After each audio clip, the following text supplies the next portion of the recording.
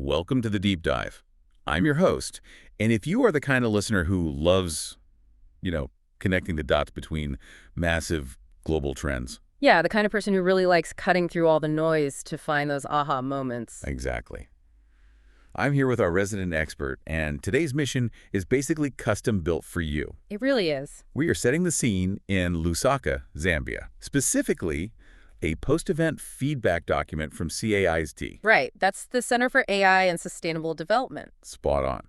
And they just got back from the Africa Impact Summit 2026. Which just wrapped up, right? Like a couple of weeks ago. Yeah, June 10th to the 12th. And the timing here is just incredibly relevant. Okay, let's unpack this, because the central mystery of this deep dive is kind of a weird mix of topics. It sounds like a strange mix, yeah. Right, like what does the future of artificial intelligence have to do with agricultural SMEs, copper mines, and massive, massive pools of impact capital? Well, I mean, the short answer is everything. But usually money and technology are treated as two totally separate conversations, right? Oh, for sure. You're either at a tech conference or finance conference. Exactly. You have the people holding the purse strings in one room and the people writing the code in another.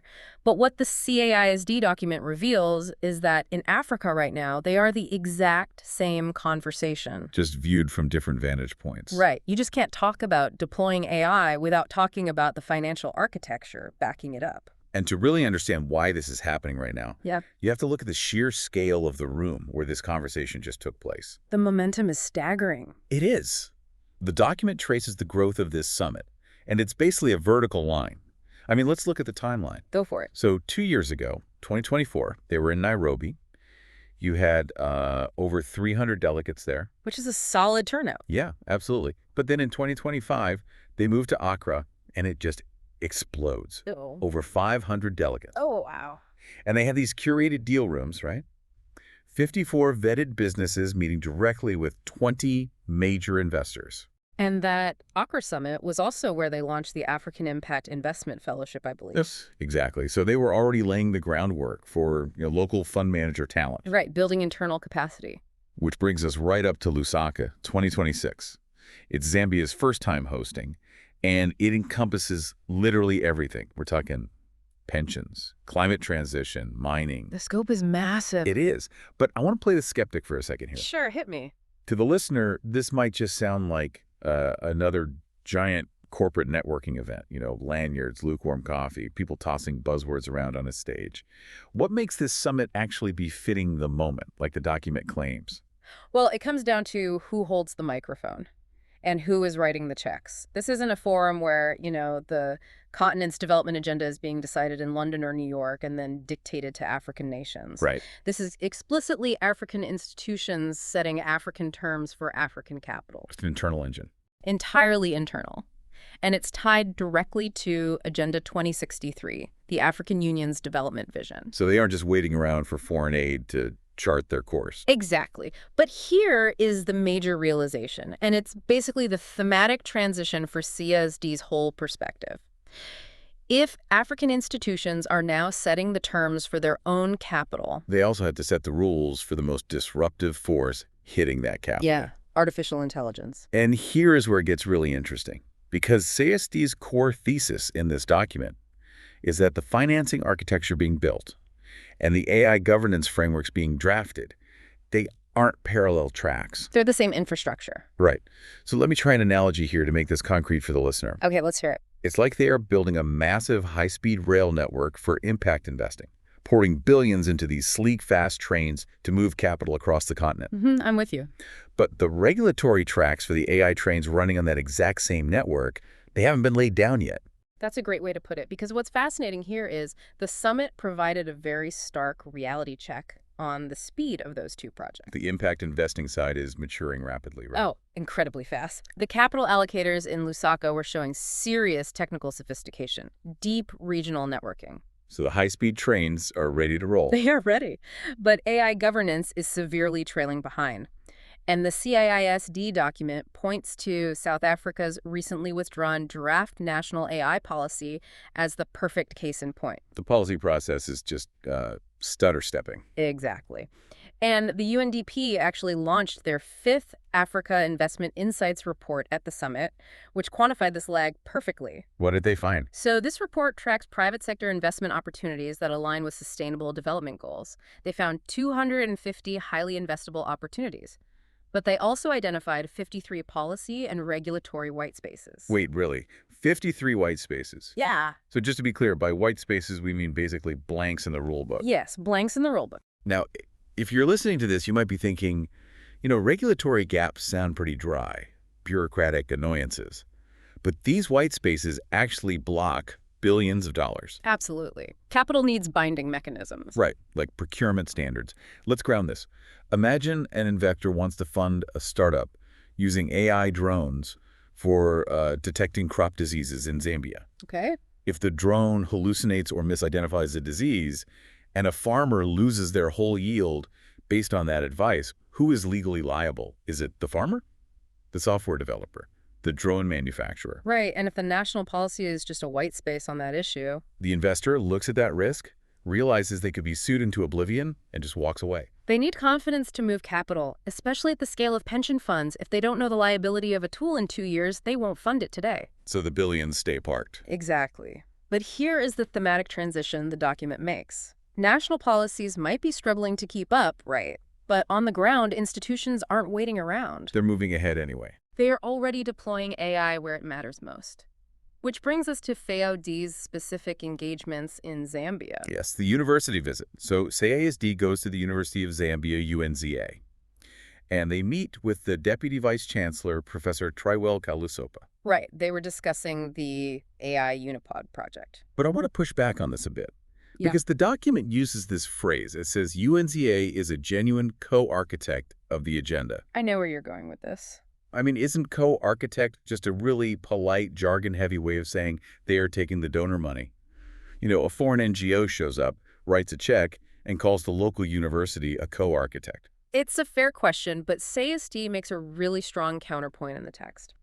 They believe that continental policy has to be paired with regional universities so that governance is tested against actual operating realities. Well, meaning they aren't just importing a framework from Europe. Exactly. You can't just take an AI model trained on, say, European weather patterns, drop it into Zambia, and expect it to not hallucinate. Right, it would be useless. So UNZA isn't just taking money to run a standardized program.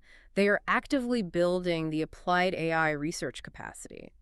They are generating the ground truth data that will actually inform how those national rules are written. So they're literally co-architecting the governance by building it from the bottom up. Yes, from the university pods straight to the field. Which brings us to the field, the UNDP MineTech Hub.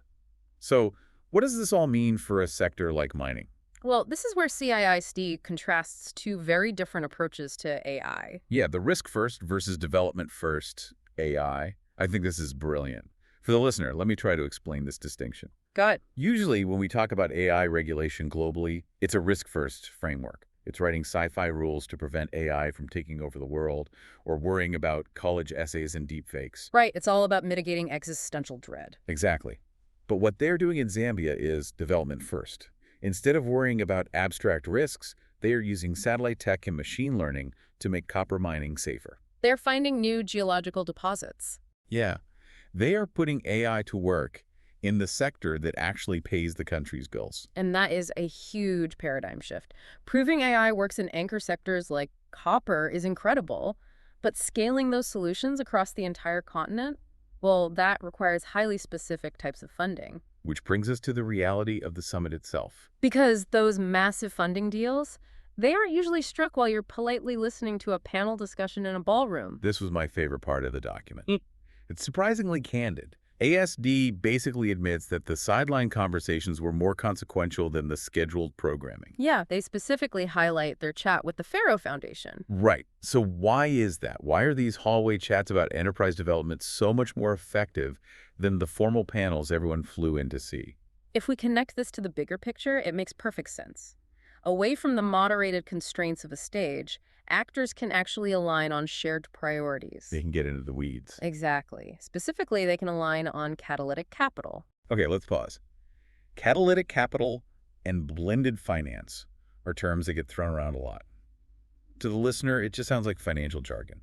It does sound like a banker's smoothie, doesn't it? Right. So what does it actually mean in practice? Imagine a small, tech-driven agricultural startup in Zambia. They go to a local commercial bank for a loan to buy those AI drones we talked about earlier. Okay. The commercial bank looks at them and says, "You're a startup, agriculture is risky, and this AI tech is totally untested. Request denied." And the startup dies. The AI never deploys. Unless you introduce blended finance. A philanthropic fund steps in and tells the bank, if you give them the loan, we will guarantee the first 20% of any losses. Oh, wow. So they absorb the initial risk. Yes. That philanthropic money acts as a catalyst. It's patient, risk-tolerant money designed to unlock a much larger pool of private investment. That makes total sense. And the summit showed that this isn't just theory anymore. Not at all. The broader financial mechanisms on display in Lusaka were massive. Let's list some of them off because the scale is wild. You've got Aceli Africa, right? They mobilized $400 million for East African SMEs using this exact blended finance model. Incredible numbers. And Zambia launched its sustainable bond. Ghana has the Sigaba Fund, Right. And Nigeria has YBIF. the Wholesale Impact Investment Fund. So the CAIRD document synthesizes all of this into a preliminary assessment of their own strategy. Yes.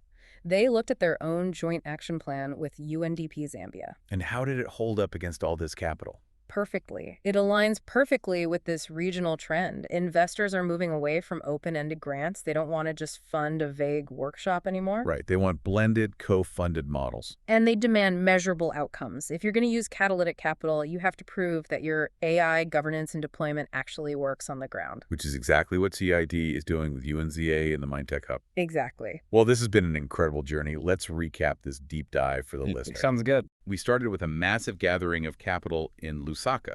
We discovered this really urgent gap between the speed of impact investing and the slower pace of AI governance. The missing regulatory tracks for the high-speed trains. Right. And then we saw how institutions are trying to bridge that gap on the ground, not in offices, but through projects like the UNZA UniPod and the MineTech Hub. And the final takeaway from my side is really what CAISD's role is in all this. Their job is ensuring these two tracks, capital and AI governance, move together. In lockstep. Yes, institutions that understand this early, the ones that see the money and the tech as the same map, they are the ones who will shape the future of African development. I completely agree. And that leaves me with a final lingering question for you, the listener, to ponder on your own. It's a provocative one. It is. If Africa continues to champion this development-first AI, tying artificial intelligence directly to structural economic survival, like agriculture and copper mining, will the Global South end up creating far more practical, battle-tested AI governance models than the Global North's purely risk-first obsession? It's a great question. Really makes you wonder who is really going to write the future rules of the digital economy. The ones theorizing about the risks or the ones proving it works in the mines? Exactly. Well, thanks so much for taking this deep dive with us. We'll catch you on the next one.